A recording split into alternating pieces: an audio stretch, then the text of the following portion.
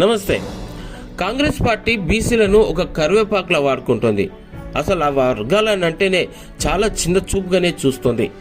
ఏడాది దాటిపోయింది. ఇప్పటి వరకు బీసీ సబ్ ప్లాన్, కుల కార్పొరేషన్ల ఏర్పాటు, వృత్తిదారుల సంక్షేమం మీద ఏ రకమైనటువంటి ఇంట్రెస్ట్ చూపించిందనేది ఇక్కడ మనకు స్పష్టంగా అర్థమవుతుంది. ఒక్క హామీని కూడా సక్రమంగా అమలు చేయకపోయింది, చాలా వరకు విఫలమైంది అనేది ఇక్కడ క్లియర్గా కనబడుతుంది. అయితే కుల కార్పొరేషన్ల ఏర్పాటు, వృత్తిదారుల సంక్షేమం, నామినేటెడ్ పదవుల కోటా అతి సరిపోను బడ్జెట్ కేటాయింపులు చేయడంలో పూర్తిగా విఫలమైంది. అయితే ఈ విషయాల మీద ఇంత మేరకు వీళ్ళు సక్సెస్ కాలేదు, ఎందుకు ఫెయిల్ అయిపోయారు అనే విషయం మీద కూడా అనేక మంది ప్రొఫెసర్లు ఆ విషయం మీద తర్జనభర్జనలు చేస్తూ కూడా అనేక అంశాలను ప్రభుత్వం దృష్టికి తీసుకొచ్చినా కూడా ఒక్కసారి కూడా పట్టించుకున్న పాప అనుకోలేదు. అసలు ప్రభుత్వానికి చిత్తశుద్ధి ఉందా అంటే లేదనేటట్టుగానే కనబడుతుంది.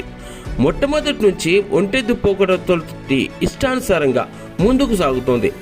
బీసీ జనాభా ఎలా తగ్గుతుందని చెప్పేసి మొత్తం యావత్తు తెలంగాణ ప్రజానీకమంతా ఆగ్రహంతో ఉన్నారు. సో అసెంబ్లీ ఎన్నికల ముందు కాంగ్రెస్ పార్టీ ఎంతో ఆర్భటంగా బీసీ డిక్లరేషన్ని ప్రకటించింది. కుల గణనను కూడా చేపట్టింది. బీసీలకు 42% రిజర్వేషన్లను కల్పిస్తామని చెప్పేసి హామీ ఇచ్చింది. మరి ఈ విషయంలో ఇంతవరకు సక్సెస్ అయింది అనేది ఇక్కడ గ్రహించాల్సిన అవసరం ఉంది.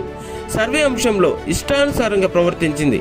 ఎట్లాంటి ప్రామాణిక పద్ధతులు కూడా పాటించనే లేదు.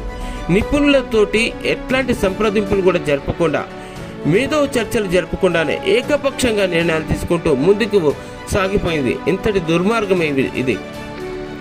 మరి కనీసం సర్వే పర్యవేక్షణకు ఒక నిపుణుల కమిటీని ఏర్పాటు చేయాల్సినటువంటి విషయం ఉంది. ఆ విషయాన్ని పూర్తిగా విస్మరించింది. దాని ద్వారానే అనేక లోపాలు దొర్లినాయి.